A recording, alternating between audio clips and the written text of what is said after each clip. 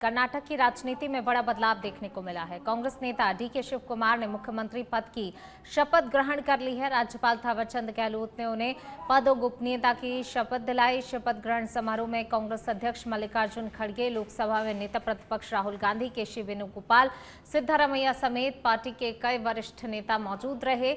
समारोह की खास बात ये रही कि डीके शिव कुमार ने संविधान की प्रति हाथ में लेकर शपथ ली। वहीं सिद्धारमैया के करीबी माने जाने वाले जी परमेश्वर ने उप मुख्यमंत्री पद की शपथ ग्रहण की। नई सरकार में विभागों के बंटवारे को लेकर मंथन अंतिम चरण में है। जानकारी के अनुसार कृष्णा बायर गौड़ा, रामलिंगा रेड्डी, यूटी खादर, एमबी पाटिल और शरण प्रकाश पाटिल जैसे नेताओं को महत्वपूर्ण विभाग सौंपे जा सकते हैं। तो वहीं विभागों की आधिकारिक घोषणा जल्द ही होने की संभावना है।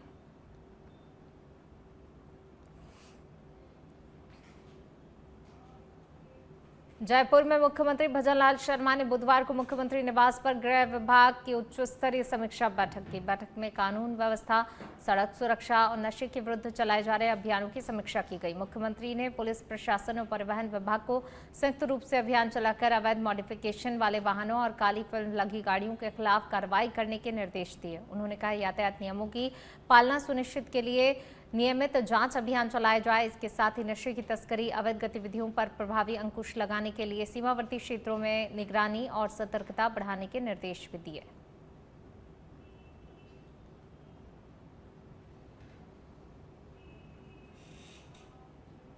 जयपुर से खबर, विशेष आयुक्त ओम प्रकाश के निर्देश पर अवैध हथियार के खिलाफ कार्रवाई देखने को मिली है। आदर्श नगर थाना पुलिस ने सलीम कुरैशी को गिरफ्तार किया है। आरोपी के कब्जे से एक अवैध पिस्टल बरामद की गई है। घाट गेट, कब्रिस्तान, आगरा रोड की दीवार के पास सीआईयू टीम ने कार्रवाई को अंजाम दिया है। आरोपी के खिलाफ आर्म्स एक्ट के तहत मामला दर्ज किया गया है। पुलिस थाना आदर्श नगर में प्रकरण दर्ज किया गया है। मामले में पुलिस द्वारा आगे की जांच जारी है।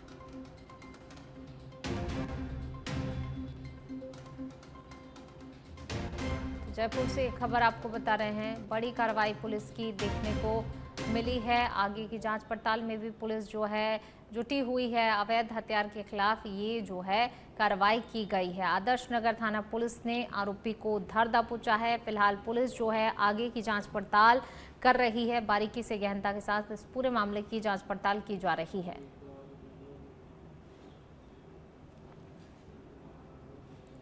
जयपुर एसओजी मुख्यालय से खबर है, एसओजी ने एसआई भर्ती परीक्षा 2021 पेपर लीक मामले में बड़ी गिरफ्तारी की है। 10,000 के इनामी आरोपी दिनेश कुमार विश्नोई को धर दबोचा गया है, गिरफ्तार किया गया है। एडीजी विशाल बंसल के निर्देश पर इस पूरी कार्रवाई को अंजाम दिया गया। आरोपी ने जगदीश बिश्नोई के संपर्क से प्रश्न पत्र प्राप्त किया था। पेपर लीक के आधार पर परीक्षा देकर उप निरीक्षक पद पर चयन भी हुआ था। चयन से पहले उदयपुर में कांस्टेबल के पद पर कार्यरत था। चयन के बाद चित्तौड़गढ़ में उप निरीक्षक के पद पर मिली थी नियुक्ति। मामले में अब तक 143 आरोपियों की गिरफ्तारी हो चुकी है। देखिए, पेपर लीक के आधार पर परीक्षा दी, उप निरीक्षक पद पर चयन हुआ। चयन से पहले उदयपुर में कांस्टेबल के पद पर ये कार्यरत था और अब पुलिस की गिरफ्त में है। चयन के बाद चित्तौड़गढ़ में उप निरीक्षक के पद पर जो है चयन हुआ था, कार्यरत था। 10,000 का इनामी आरोपी अब पुलिस की गिरफ्त में है। दिनेश बिश्नोई को गिरफ्तार किया है। पेपर लीक के आधार पर उप निरीक्षक बना था। जयपुर से खबर, विशेष आयुक्त ओम प्रकाश के निर्देश पर जुआरियों के खिलाफ कार्रवाई देखने को मिली है। सीआईयू टीम ने आदर्श नगर क्षेत्र में दबिश दी है। घाट गेट बस स्टैंड स्थित थड़ियों के पीछे की गई है कार्रवाई। अवैध रूप से सट्टा खेलते हुए 8 सटोरी गिरफ्तार किए गए हैं। आरोपियों के कब्जे से 27,060 रुपए की जुआ राशि भी बरामद की गई है। मामले में पुलिस द्वारा आगे की कार्रवाई जारी है। जयपुर से ये खबर आपको बता रहे हैं, अवैध जुआ खेलते हुए गिरफ्तार किए गए हैं। आदर्श नगर में सट्टेबाजों पर ये पुलिस की बड़ी कार्रवाई देखने को मिली है। कई आरोपी धर दबोचे गए हैं। मौके से सीआईयू टीम ने जब दबिश दी तो ये सट्टेबाज जो है पकड़ाए हैं। घाट गेट बस स्टैंड क्षेत्र में ताबड़तोड़ पुलिस की कार्रवाई देखने को मिली। 27,060 रुपए की जुआ राशि भी इनके पास से बरामद की गई है। फिलहाल पुलिस जो है आगे की जांच पड़ताल में जुटी हुई है।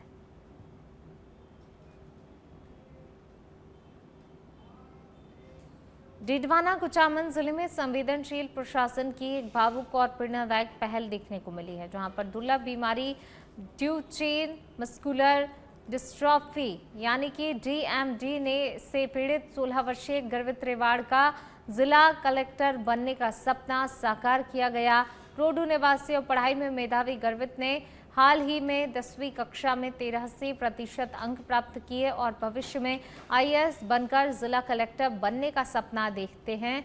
गर्वित की इच्छा की जानकारी मिलने पर जिला कलेक्टर अवधेश मीणा ने विशेष पहल करते हुए उन्हें जिला कलेक्टर की गाड़ी से कलेक्ट्रेट बुलाया। यहां उनका स्वागत किया गया। उन्हें सांकेतिक रूप से जिला कलेक्टर की कुर्सी पर बैठाकर पदभार ग्रहण कराया गया। इस दौरान गर्वित ने कार्यालय कार्मिकों की बैठक ली, जन सुनवाई की और फरियादियों की समस्याएं सुनकर अधिकारियों को आवश्यक निर्देश भी दिए। ये पहल संघर्ष, उम्मीद और मानवीय संवेदनाओं की मिसाल बन गई है। सपना आईएएस बनने का था और जो मेरा आज पूरा हो चुका है। और मैं अपने देश में परिवर्तन ये चाहता हूँ कि छात्रों पर अच्छे से ध्यान दिया जाए, शिक्षा को एकदम आगे लाया जाए, आगे के लेवल पर जितनी अच्छी शिक्षा हो सके उतनी आगे लाया जाए शिक्षा को। क्योंकि जैसे मैं आईएएस बना हूँ, जैसे बहुत सारे विद्यार्थी भी आईएएस बनेंगे, तो उनकी परीक्षा तो उनकी शिक्षा एकदम अच्छी तरीके से होनी चाहिए।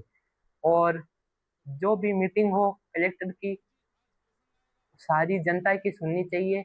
ये परिवर्तन चाहता हूँ मैं हूँ तो मैं सारी जनता की बातें सुनूंगा और जल्दी से जल्दी उनको कंप्लीट करने की कोशिश करूंगा। इसका सपना था कि मैं कलेक्टर बनूं। जब से छोटा था तब से ये यही बोलता था कि मैं बड़ा होऊंगा तो कलेक्टर बनूंगा। फिर ये गंभीर बीमारी से जूझ रहा है, तो इसका जो ड्रीम थी, तो इसके पापा ने, मैंने बैठ के बात की तो सर से मिले। हम लोगों ने सोचा कि क्या ये सपना पूरा हो सकता है, क्योंकि इसकी डिजीज ऐसी है कि ये पूरा पढ़ के बन तो पाता नहीं। तो हम लोगों ने सोचा कि इसको पहले ही एक मौका दिया जाए, जैसे 1 घंटा आधे घंटे का। तो सर ने ये हमारी विश पूरी की। थैंक यू बोलना चाहती हूँ कलेक्टर सर का, पूरे प्रशासन। बच्चे का लगा कि भाई अभी कुछ करना चाहिए आयुष के बारे में, तो हमें ये सुनने को मिला कि चलो अपन कलेक्टर साहब से मिलते हैं। तो सर से मिलने आए थे श्रीमान अवधेश मीणा से अभी 2 दिन पहले। तो मिलने आए तो इन्होंने वो इस मानवीय पहल को आगे बढ़ के लिया, कहा अच्छी बात है। तो इन्होंने कहा कि फाइनल प्रोग्राम हम बताते। तो फिर आज का ये प्रोग्राम हुआ। तो सभी को, प्रशासन को, कलेक्टर साहब को, पूरे स्टाफ को, आप मीडिया कर्मी सबको बहुत बहुत धन्यवाद। इतना बढ़िया प्रोग्राम हमने सोचा नहीं था। हमने सोचा कि नॉर्मल कुर्सी पे बैठ के घूम के आ जाएगा। आप किसी भी प्रॉब्लम में हो, कभी भी कोई समस्याएं हो लाइफ में, कभी आपको गिव अप नहीं करना चाहिए। हमेशा जो आप अपनी एस्पिरेशंस हैं, आपकी जो तमन्नाएं हैं, आप जो बनना चाहते हैं, आप जो करना चाहते हैं, उसको कभी गिव अप नहीं करें। और ये मैं कह सकता हूँ आपको कि सक्सेस आपको हमेशा मिलेगी। हो सकता है कभी जल्दी मिले, कभी थोड़ा लेट मिले, लेकिन सक्सेस अभी हमेशा मिलेगी। ये बच्चा जो है मेरे पास कुछ दिन पहले आया था, इसके पेरेंट्स भी आए थे, फादर एंड मदर, कि सर जो है ये, फिर मैंने इसके बारे में पूछा तो उसका गर्वित नाम है एंड इसने बहुत अच्छा जो है प्रोग्रेस की है।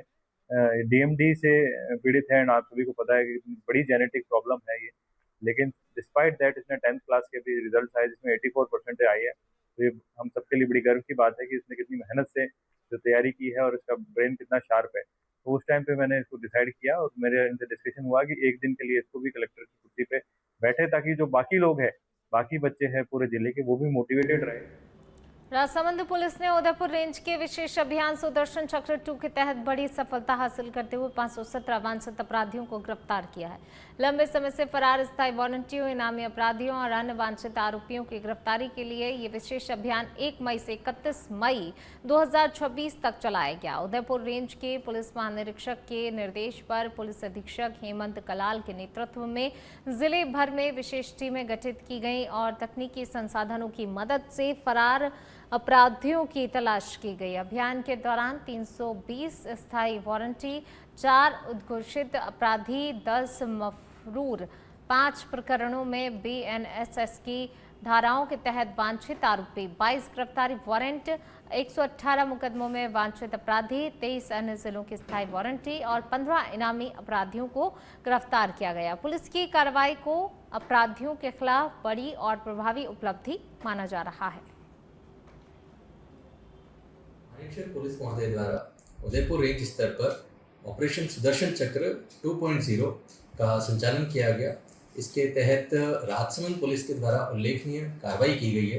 वो इस प्रकार है कि टोटल मिलाकर 517 अपराधियों के विरुद्ध कार्रवाई की गई।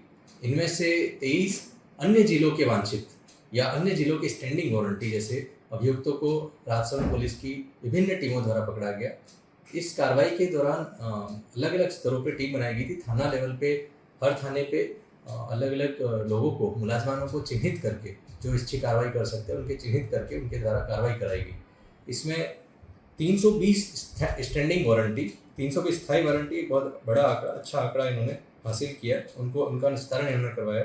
इसके अलावा 4 उद्घोषित अपराधी, इनमें से एक उद्घोषित अपराधी ऐसा था जो 25 साल से फरार था, देवगढ़ पुलिस ने पकड़ा, जो मर्डर के केस में वांछित था। 25 साल से फरार ऐसे लोगों को भी पकड़ा। दौसा कठुमर हाईवे पर काठरवाड़ा चौराहे के पास एक भीषण सड़क हादसा सामने आया। तेज रफ्तार कार की चपेट में आने से 3 बाइक सवार गंभीर रूप से घायल हो गए। प्रत्यक्षदर्शियों के अनुसार दुर्घटना इतनी जोरदार थी कि टक्कर के बाद अनियंत्रित हुई कार सड़क किनारे स्थित एक मकान की दीवार से जा टकराई।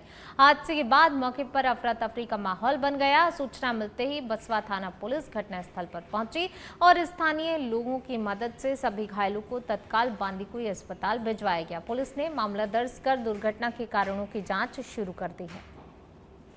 डूंगरपुर जिले के हरिदेव जोशी जिला सामान्य चिकित्सालय में संचालित पालना गृह की व्यवस्थाओं की पोल जिला विधिक सेवा प्राधिकरण के सचिव किरण कुमार चौहान के औचक निरीक्षण में खुल गई। निरीक्षण के दौरान पालना गृह में कई गंभीर खामियां और लापरवाहियां सामने आई, जिस पर सचिव ने नाराजगी जताई। अस्पताल परिसर में पालना गृह तक पहुंचने के लिए कोई दिशा सूचक बोर्ड नहीं मिला।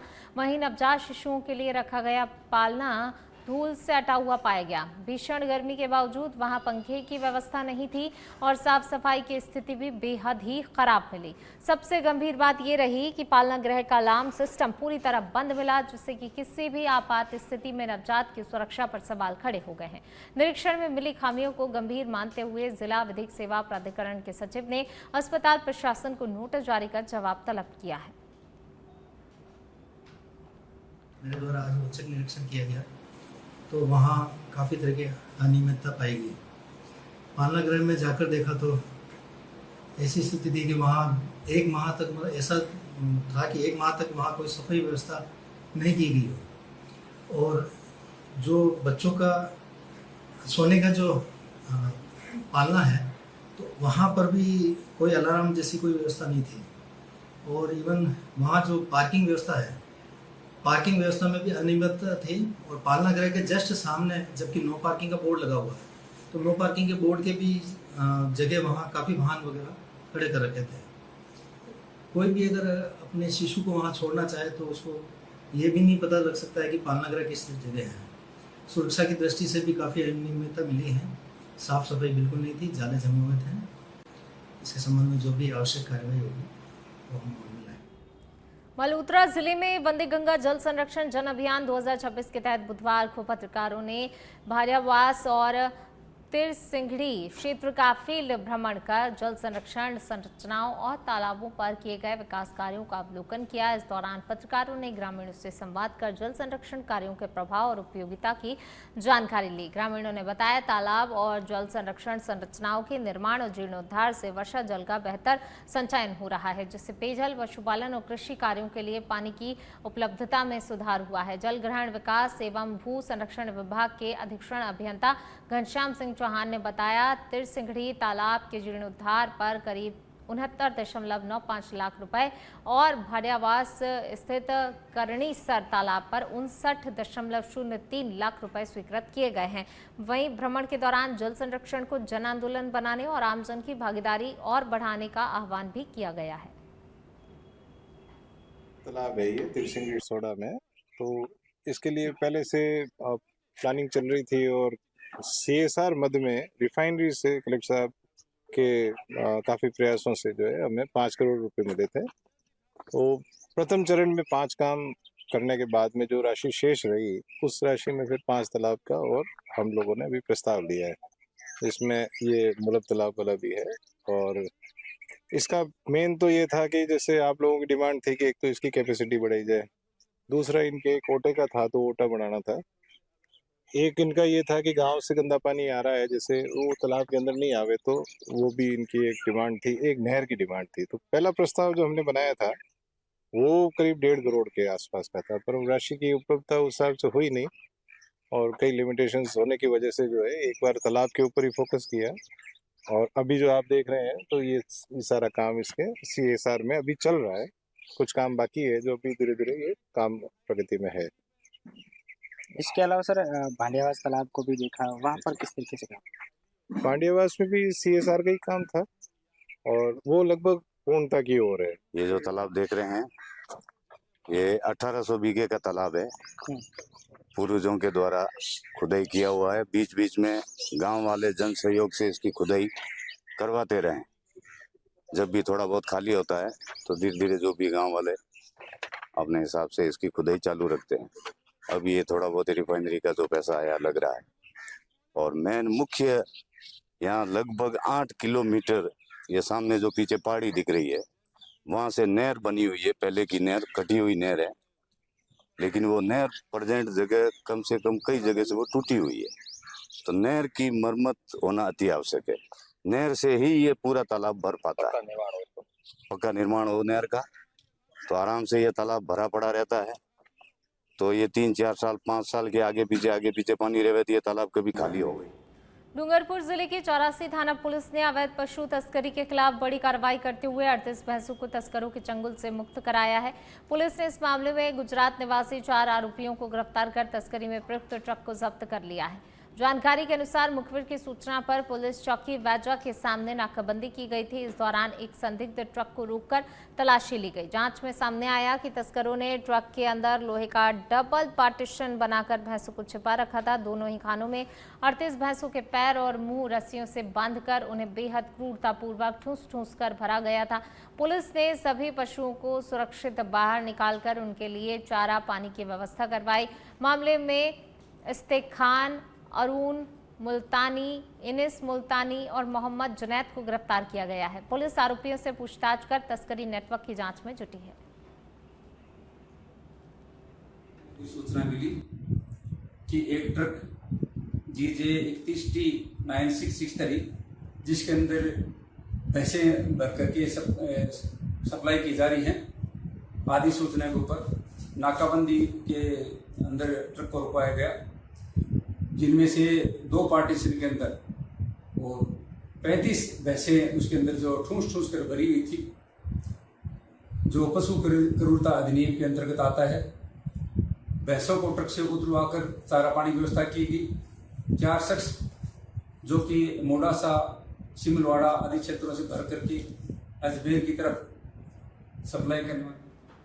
बीकानेर से खबर। बीकानेर में ईडी की टीम की बड़ी कार्रवाई देखने को मिली है। घी व्यापारी मोहनलाल आशीष कुमार अग्रवाल के ठिकानों पर सर्च अभियान चलाया गया। कोयला गली स्थित दुकान पर पहुंची ईडी की टीम। सूत्रों के अनुसार तिरुपति मंदिर प्रसाद में घी सप्लाई से जुड़ा हुआ ये मामला और इसी मामले के तहत ये पुलिस पहुंची हुई है। व्यापारी के यहाँ पहले भी हो चुकी है सर्चिंग की कार्रवाई और अब एक बार फिर टीम पहुंची कार्रवाई के लिए। ईडी की कार्रवाई फिलहाल जारी है। मीडिया को कार्रवाई से दूर रखा जा रहा है। सूत्रों के अनुसार तिरुपति मंदिर प्रसाद में घी सप्लाई से जुड़ा ये मामला, जिसके लिए सर्च के लिए पहुंची हुई है टीम। सर्च कार्रवाई करने के लिए पहले भी जो है इस तरह की कार्रवाई हो चुकी है। एक बार फिर जो है टीम पहुंची है। ईडी की कार्रवाई फिलहाल जारी है, लेकिन इस पूरे मामले को लेकर इस कार्रवाई से मीडिया को फिलहाल दूर रखा जा रहा है। कोयला गली स्थित दुकान पर ईडी की टीम पहुंची है। विश्व साइकिल दिवस के अवसर पर टोंक पुलिस अधीक्षक रोशन मीणा ने लोगों को साइकिल को अपनी दिनचर्या का हिस्सा बनाने का संदेश दिया। उन्होंने कहा कि पहला सुख निरोगी काया है और स्वस्थ रहने के लिए प्रत्येक व्यक्ति को नियमित रूप से साइकिल चलानी चाहिए। एसपी मीणा ने बताया, आधुनिक जीवन शैली में लोग छोटी छोटी दूरियों के लिए भी वाहनों पर निर्भर हो गए हैं, जबकि साइकिल स्वास्थ्य, पर्यावरण संरक्षण और ईंधन बचत का बेहतर माध्यम है। उन्होंने कहा कि पश्चिमी देशों और जापान में आज भी बड़ी संख्या में लोग साइकिल का उपयोग करते हैं और इसे जीवन का आवश्यक हिस्सा मानते हैं। रोशन मीणा ने बच्चों को भी साइकिल से साइकिल से स्कूल जाने के लिए दूर दूर तक के लिए प्रेरित करने की बात कही है। उन्होंने कहा कि छात्र जीवन में वे स्वयं रोजाना इस साइकिल से ही स्कूल जाते थे और आज भी स्वस्थ रहने के लिए ही साइकिल चलाते हैं। इससे शरीर में ऊर्जा बनी रहती है और स्वास्थ्य भी बेहतर रहता है।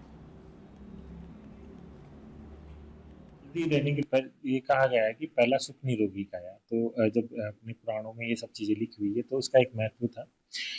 कार्डियो साइकिल के रूप में बहुत अच्छे से की जाती है और वेस्टर्न कंट्री साइकिल के लिए अलग से विशेष जागरूकता अभियान चलाते हैं। कई ऐसे मार्केट्स बने हुए हैं जहाँ पे केवल साइकिल ही अलाउ होती है और गाड़ियाँ वहाँ पे अलाउ नहीं होती।